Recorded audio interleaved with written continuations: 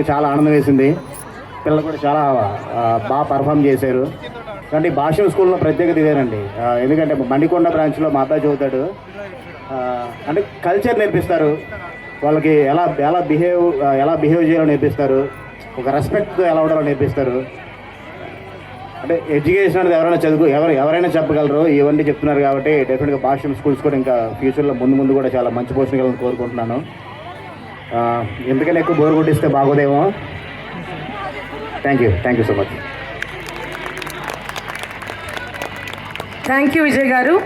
And మాకు చాలా గర్వంగా ఉందండి, మీ బాబు కూడా మా భాష్యం ఇన్స్టిట్యూషన్లో చదువుతున్నారు. అండ్ ఇంకొక విషయం చెప్పారు సార్, డిసిప్లిన్ అనేది మరి ముఖ్యంగా అదొక మెయిన్ పాయింట్గా దాన్ని మీరు తీసుకోవచ్చు. Yes, we do agree with you sir for just touching the